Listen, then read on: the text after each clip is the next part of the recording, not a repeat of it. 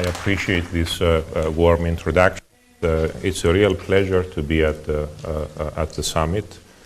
I was very happy to receive the invitation. I did not realize that you guys, the organizers, picked the timing of this topic so perfectly. So I don't know about you, but for me as a junkie of watching this crisis from the beginning, I'm going to be quite anxious to see what's going to happen tomorrow. I expect a little bit after midnight Brussels time, whether we're going to have an announcement this time by the Eurogroup telling us what the prospects for Europe are. Now this is 2015, and we are still talking about this. And this is a crisis that really started in 2007 as a global financial crisis, got converted to the major collapse in 2008, and became what we call now the euro area crisis. I know most of you call it the Eurozone, but the official term is euro area, not Eurozone. We switched to that in 2010, in early 2010. And now we are 5 years after what we can term the beginning of the euro area crisis. We're still in it. So what I will try to do in my talk is give you some background and explanation as to why we haven't gotten out of this. And hopefully by the end of the hour, you will be able to have an idea about how to interpret decisions you see in various decision-making centers in Brussels, Frankfurt, Berlin. Notice I did not mention Athens. I focus on where the decisions are really made in this. And you may be able to get an understanding about how to predict and place probabilities to answer questions like you have for the poll, for which we're going to talk about that later on. So to start, what exactly is the euro area crisis? What do we mean by that? And I'll just have one chart to summarize the crisis. You can talk about crisis in different ways. One of the ways in which you can describe crisis is in terms of how costly they are. So if you compare the evolution of real GDP in the United States and the euro area, you can get an idea of that cost. The euro area economy is very similar to the US economy in size, in population, in integration. The US is very similar in other respects as well. It's a monetary union where you have sovereign states, 50 of them, and you also have a federation in that case. You have federal government on top. The euro area is similar in that you have sovereign states, and is dissimilar in that you do not have a federation. You have a confederation of those states. And this is one of the crucial differences that I want you to think about. It's going to be quite crucial in understanding why we end up seeing decisions that may not make any sense from an economic perspective time and time again, 5 years running. So if you look at this chart, what you're going to see is the global financial crisis was a major event. It started in the United States, but actually showed up in the euro area right away. It created a deep recession in both economies, 2008, 2009, and then after that, both economies started growing. What is different is what happened later on.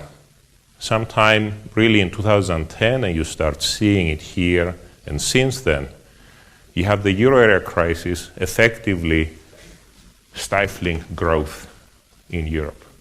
One of the ways to look at the cost of the crisis is to say, if the euro area just managed to handle the original shock from 2007, 2008 of the global financial crisis, it should have been growing about as nicely as the United States is growing. And the Americans are complaining about this. And you may have heard about how painful and slow the recession has been, how unsatisfactory the recovery has been. This is the unsatisfactory recovery they are talking about in the United States. Compare that to what we have in the euro area. So what we want to understand is why. Why do we have this outcome? What are the causes of this outcome?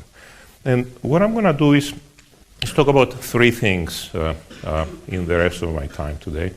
I'm going to talk about the narrative that has been developed for the crisis, many of them, because this is one of the ways in which we shape our thinking. We listen to how a situation is analyzed that gives us a very specific perspective that influences what we think the solutions are going to be. I think part of the problem in the euro area is that the narrative that has been peddled, I think is the correct technical word, has not been the appropriate one. Then I'm going to talk, in light of developments in Greece, more specifically about the Greek situation. I'm going to spend a few minutes at the end talking about the ECB, where I have to say the ECB, in my view, is the only institution in Europe that is working pretty much as it should as a European institution, the only one. And unfortunately, it's not enough to only have one institution working pretty much as it should. So let's start with the narrative. You may have heard the euro area crisis described invariably as a sovereign debt crisis. You have unsustainable debt in some countries. We needed to haircut even the debt in one of these countries. This is a fiscal problem that has been mishandled. This is the narrative. This has been, unfortunately, the dominant narrative for quite a long time, leading to specific policy recommendations and decisions that were not necessarily the best. How do you justify policies of excessive austerity, for example? First, you start by describing the causes of the problem as a debt crisis, over-indebtedness. That's how you justify the austerity policies that have been, as we now know, and more and more people appreciate, quite undesirable for Europe. Then you go to other descriptions, a banking crisis, and yes, we do have, and we did have before the crisis and during the crisis, issues with banks in a number of countries. But then if you compare the euro area with the United States, it's not clear why the euro area should be doing worse than the United States. The US actually had much worse problems in terms of its banking system. That's where the crisis started because of the weaknesses in the banking system. It can't be that this is the key reason for the difference, for the collapse of Europe. We can talk about competitiveness, the competitiveness crisis. This is one of the ways in which you can describe the North-South debate. You have this narrative in some of the northern countries about the lazy bums in the periphery. Like me. It's kind of, I grew up in the Mediterranean, so I must be one of the lazy bums in the periphery. And you say, well, of course we have a crisis. We have all of these populations. They're just lazy. They don't work. They just go to the beach all the time. They have a crisis. Well, I don't know, but if this is the correct narrative, then you have to say, well, was that different in the 90s? This was created somehow magically over the last decade. So you have all of these elements. I have to say that there are elements of truth in all of these things. Yes, there are competitiveness issues in a number of economies in the euro area. These are elements that can be corrected with the appropriate policies. Sometimes there are also symptoms of the bigger problems we have. The last one I have here is a confidence crisis. If we all convince ourselves that we have a terrible banking system, that we have unsustainable debt, then guess what? We actually scare everybody away from our markets, and we do create a sovereign crisis, and we do create a banking crisis, and we create a collapse. So I put these things out because these are parts of the narrative of the crisis we've had, but the question, and I will be leaving you with a lot of questions and fewer answers today, is whether these stories describe the causes of the crisis or are symptoms, or perhaps just contributing factors of the crisis. There is an alternative view that I want to draw your attention to, an alternative narrative that is not considered polite to talk about in many circles. And sometimes we need to look into these things to understand what's going on. And if you look at it from a technical perspective, I'm an economist. My training has been economist.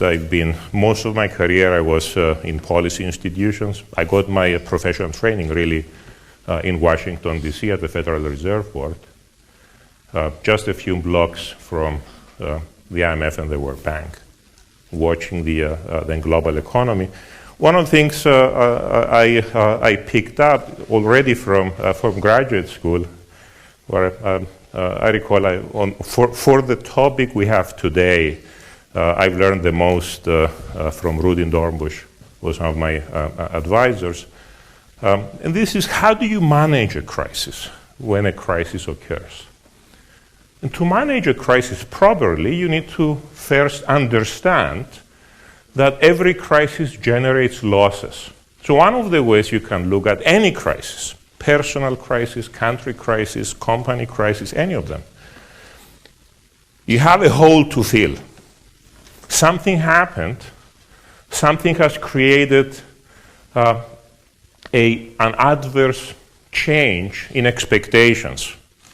You realize that your future income, your future potential consumption is smaller than what you thought it was.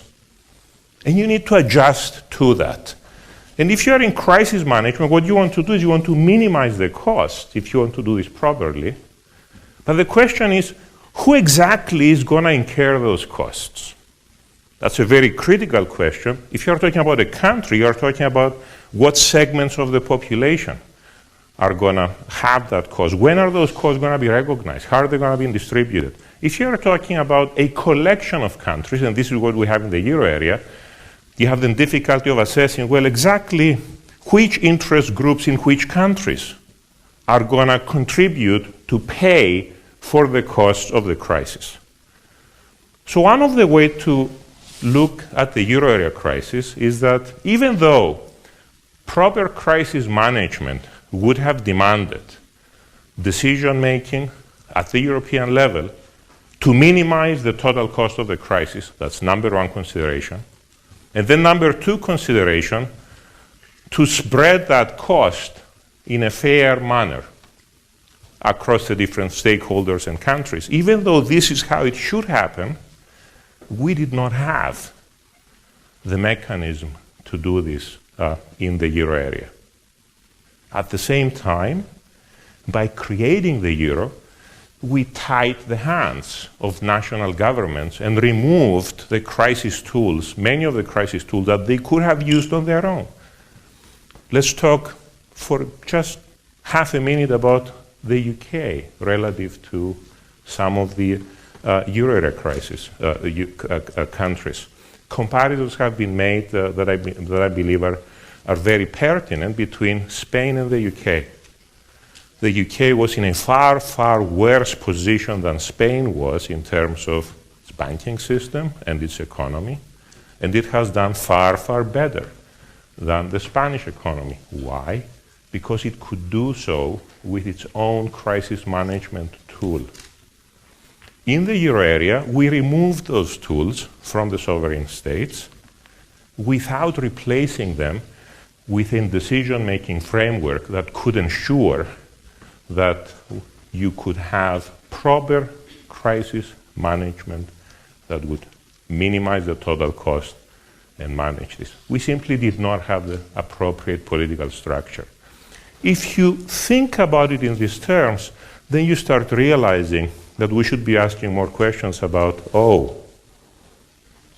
how exactly do political institutions in structure, and how does, in the euro area, and how does the political structure in the euro area influence what has been happening? Could it be that this is what's behind this picture? So that's what I want to focus on for a few minutes before I go specifically to Greece, and I will use Greece as an example.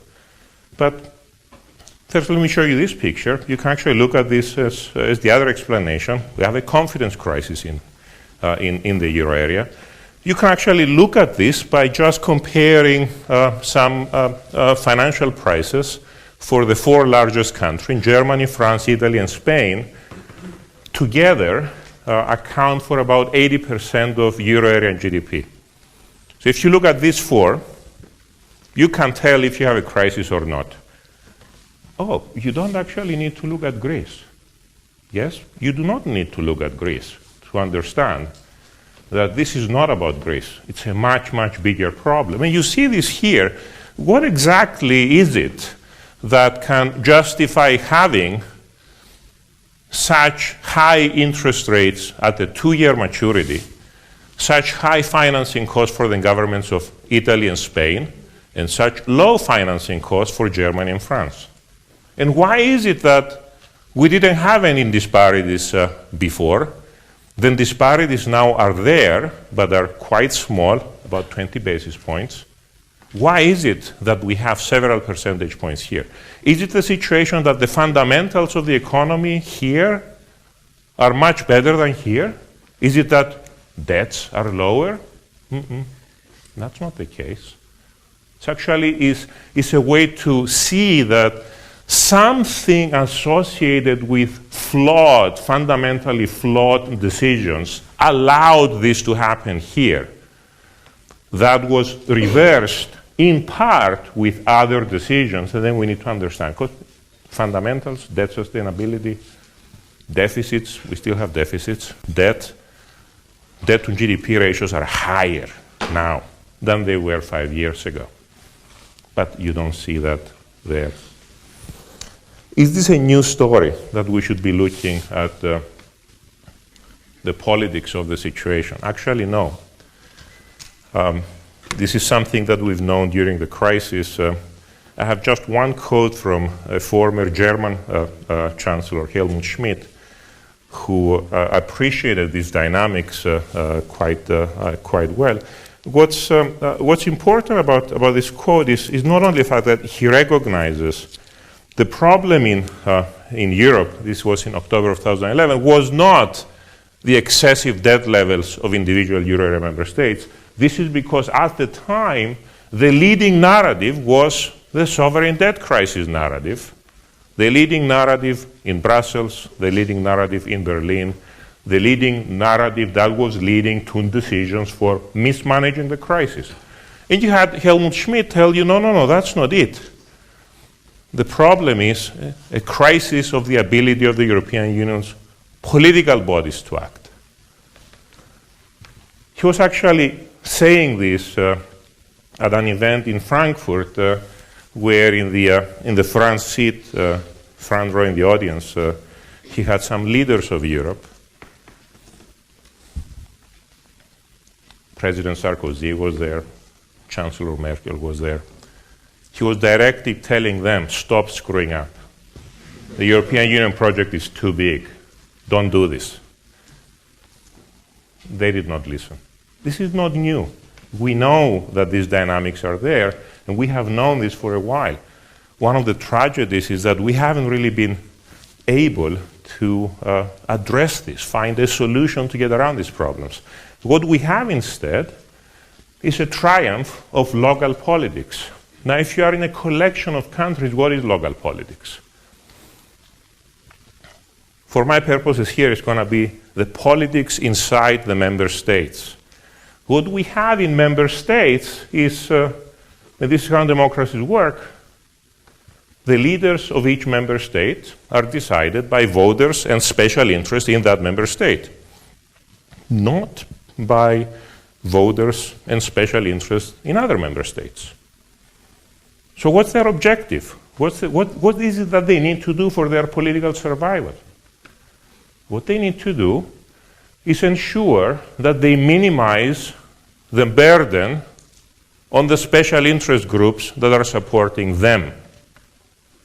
Should they care about collateral damage that is done to, say, other countries? Well, that's not how democracies work. They should care if they are leaders with European vision, but that's not really part of their mandate. You can go check. What is the mandate of the Chancellor in Germany? What is the mandate of the President of France? Oh, here you could say, some of you could say, but isn't there something that we call the European Union Treaty that allegedly should instruct everybody and every government to actually honor the European Union Treaty, European Union ideals, ensure equality for everybody in Europe, ensure solidarity? Well, what's the difference between the United States and Europe that I mentioned before? The United States is a federation. The Constitution in the United States actually is the law. In Europe, we don't have that. We have a loose and malfunctioning confederation. So you can literally be ignoring the treaty as long as you're not caught doing that. And you can do a lot of things without really being caught. And you can do a lot of things that are totally violating the spirit of the treaty while you are respecting your own local laws. And the law in France is you have to protect France. And the law in Germany is you have to protect Germany.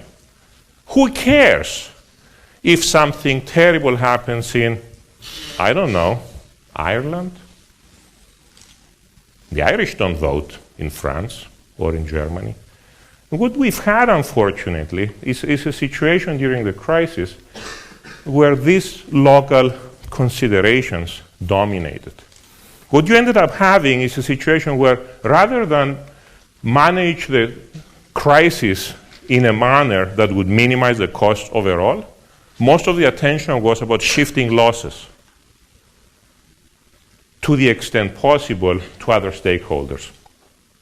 Once you look at it like that, then you can actually identify very specific decisions that contributed to loss shifting.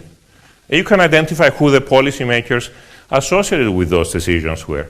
Here's an example. This is a very, very important example for the crisis. This was a night summit in Deauville, on the coast of the Atlantic. This was a summit of 3 leaders. Who were the 3 leaders?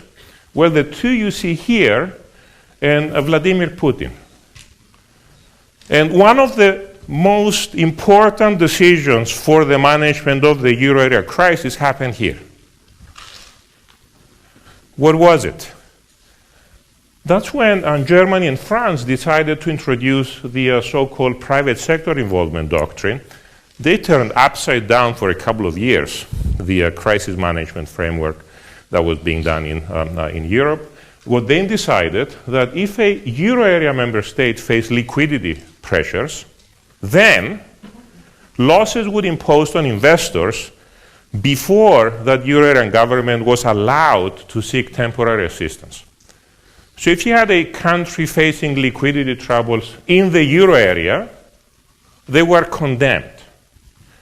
If a country in the European Union happened to face the same problems, oh, no problem.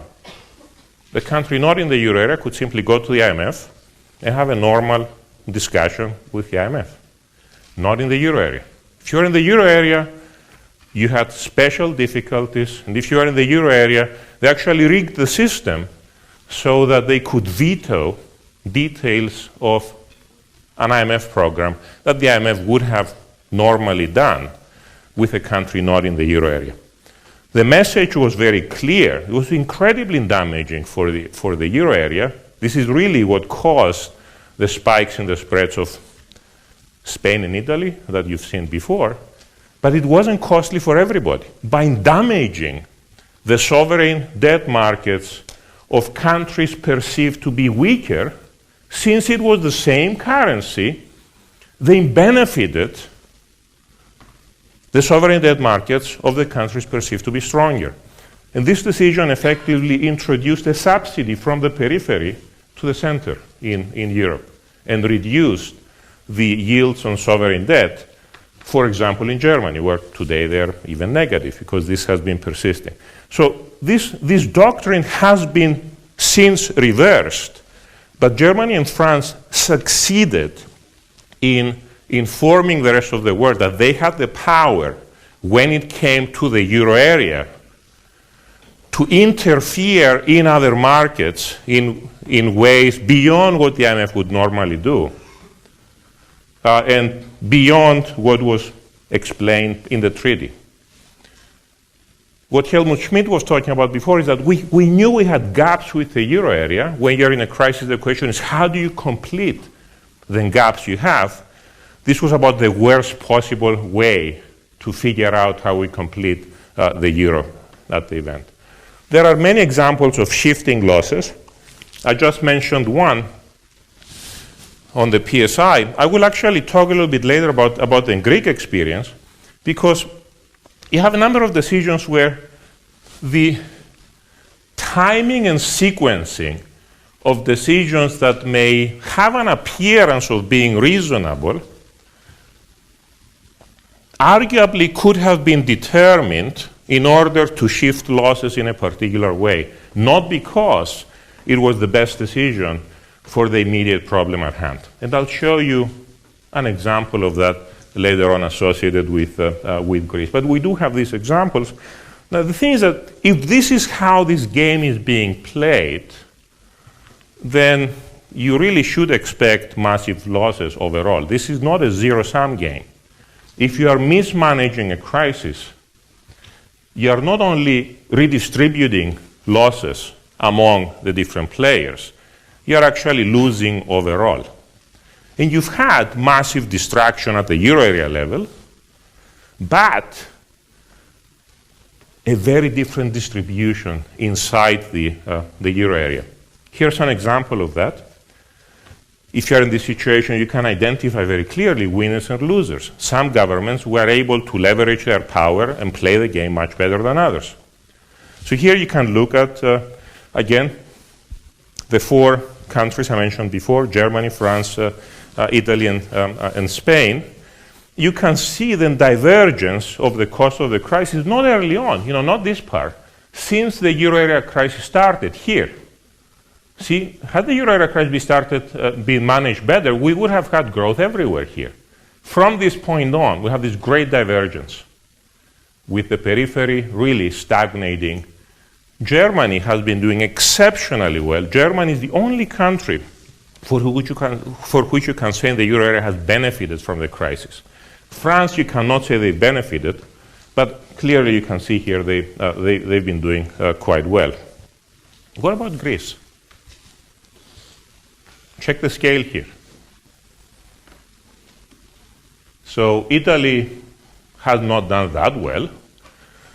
The axis here is that this is an index, right? 2007 Q4 is 100, so Italy is about 8 percentage points below where it was in 2007 Q4. Look at Greece again. Now what's going on here? You've lost 25% of Greek GDP. How did that happen? I mean, yeah, we know crisis. We have many crises occurring over time. We have a lot of experience handling crisis. If you can check IMF records, you are going to see many crises, and you will not find experiences like this. This is really rare. This is worse than the Great Depression experiences in major countries, which we thought before these things, was about as badly as you could mismanage a crisis. No, this is worse. So what's going on here? Well, the Greek government ran into trouble and requested IMF assistance in 2010. Unfortunately, they could not get a normal IMF program because they were in the euro area. The program they got instead was designed with the heavy involvement of the German government and European institutions. Severe austerity was imposed as part of the solution, but it was justified saying, that's what you need to do, trust us, this country, after 2 years, will grow very nicely. Debt? Oh, no problem. The debt is sustainable. Yeah, it will rise for another year, but then from 2012, 2013 on, it will start falling. And independently, the ECB started purchases of Greek government debt at the time to support markets. The technical explanation provided was to improve the transmission of monetary policy. This is what the program looked like. This is the debt to GDP ratio that was designed in the 2010 program. You can see it's nicely peaking. This is growth. Real GDP, yes, would have had another 2 years of a recession, and by 2015, that's the year we're in right now, should have been back to the peak in 2007. These numbers are from the IMF documents describing the program. The unemployment rate would rise, but not above 15%. What did we get instead? We get an unemployment rate that actually peaked far above 25%. Youth unemployment touched 60% in Greece. We lost 25% of GDP. Oh, and something happened with the debt as well. Remember the picture for 2010? Well, in 2011, Germany decided that it was a better idea to impose a haircut on the Greek debt. But it had to be a selective haircut. It had to be a haircut that should protect some, not protect others. The IMF did that. The Greek government was forced to implement that. This is the influence of the haircut. The program was designed, and the haircut that was imposed later on was such that we ended up with a debt to GDP ratio that far exceeded not only the original one, even the pre-haircut debt to GDP ratio. So this is the situation that we're facing in Greece. And by the way, I should have mentioned here that the 2014 numbers that I plot are from the IMF's October 2014 World Economic Outlook, which is the latest document we have publicly available that can give us all of these projections. If we had another program review, we would have some updates to add to this. But these are fairly recent. So the IMF actually acknowledged, exposed, that this was botched up. This was really a disgrace for the IMF. They acknowledged this in an ex post evaluation where they acknowledged the failure. In different documents, they acknowledged how damaging the austerity that was imposed was. And I like it that they are so circumspect. They pointed out that there are also political economy lessons to be learned. But these are official reports, so don't expect to find the juicy stuff in them. The juicy stuff you're going to find elsewhere. So you can ask yourself, so what was the Troika program about, really? That 2010 program that was so unworkable and did so much damage to Greece, what was it about? Well, we can't have this from the IMF, but we have former Bundesbank President Karl Otto Pohl explain that to us. Oh, it was about protecting German banks, but especially the French banks, from debt write-offs. That's what it was about. Why did the IMF go along with this? Well, we had a leak of some minutes from the IMF board meeting in May 10. This showed up in a Spanish newspaper. And you say, oh, so the French and German and Dutch governments actually conveyed commitments that their banks would help out in this program. They would maintain exposure to Greece. This is what would make the thing work out. Did they honor that part of the program? Well, no. What happened is that as soon as the program started being implemented, what we know from subsequent reports is that French and German banks sold their holdings to the ECB. After that, the German government imposed a haircut on Greece, fully protecting the German banks. That's the timing and sequencing of events that can create trouble. Of course, if you look at this and you have this mess, it's a mess in Greece. Who's to blame? How do you handle that? And clearly you have to start in allocating blame with the Greek governments that created this problem initially. No question about it. But how do you deal with the additional 20% of GDP loss that has been caused because the program was rigged to shift losses from some actors in this game to others? How do you deal with that? What is the responsibility of other governments? What is the responsibility of European institutions? These are the questions that, again, I will be leaving you with, without answers. For the ECB in particular, that, as I mentioned before, it's the only European institution that works about as well as it can. And boy, I can be quite critical because they have taken decisions that were not the best in my mind. Still, I have to give credit to this institution. It's the only one that almost works well in Europe. But look at what they're facing. Should they focus on crisis management? Should they focus on the survival of the euro? Or should they focus on their mandate, which is price stability and subject to that support growth and everything else? This is what the mandate of the ECB is. Price stability and subject to that do more. You can compare it to the Fed to see how they've been doing on inflation. They've actually done quite well overall, except you can see the last few years you have a problem. Inflation has been drifting down, and you say, why? What's going on?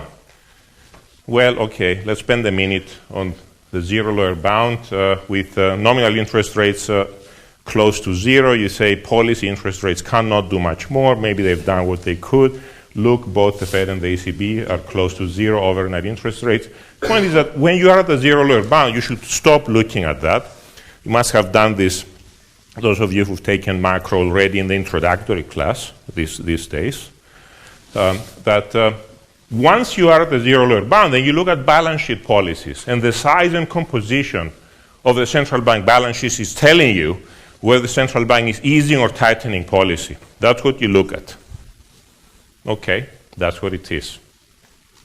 Fed versus the US.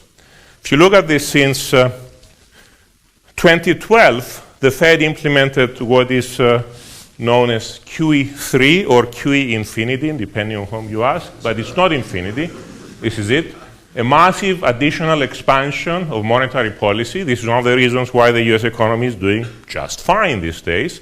The ECB, for reasons that are difficult to say the least to understand, was tightening policy consistently until the end of 2014. The inflation numbers were coming down. Inflation expectations numbers were coming down. I have here the 5-year forward, 5-year swap from markets. I have the 2-year forecast from the SPF. The ECB's own forecasts were coming down. How can this be consistent with your mandate? How can you be tightening monetary policy if your forecast of inflation, a couple of years out, keep coming down? Well, there must be a good reason. I can't see it, but there must be a good reason for why the ECB was not clearly not taking the best possible decisions to meet its mandate. That's where you start asking yourself, so what else could it be? Well, we know that there were objections from some places. This is what has been holding them back. And then the question is, should policies be adjusted to appease certain interest groups, certain member states, even for an independent European institution? Is this what is going on? It's not easy to tell. I have to say that the ECB's latest decision has finally adopted quantitative easing. This is a very good decision in this regard. However, in this same decision, they explain to us some of the tensions that are definitely a minus for the euro. If you look in the details of how they're going to implement QE, they are embedding in their decision a convertibility premium pretty much for sovereign debt. Unfortunately, they cannot separate. It's impossible to separate the crisis, the political dynamics, from what good monetary policy should be. So where are we today? I leave you with many questions.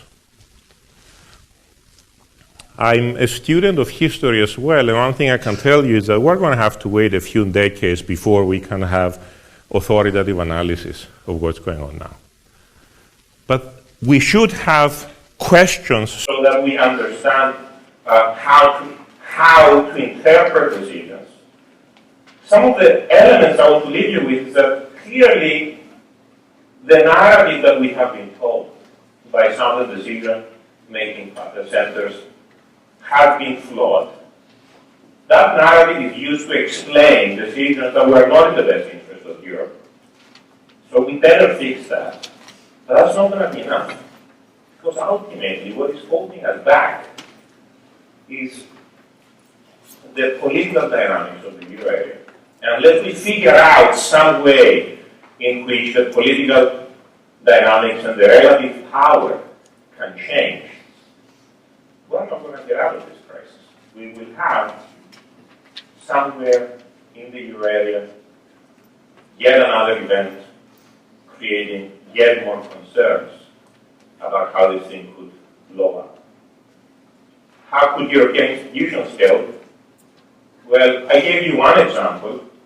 I believe strongly that if European institutions stack to their mandates, rather than deviate from them because that might be better for unknown reasons, that might actually help balance the political dynamics even better. And I'm going to stop here. Thank you.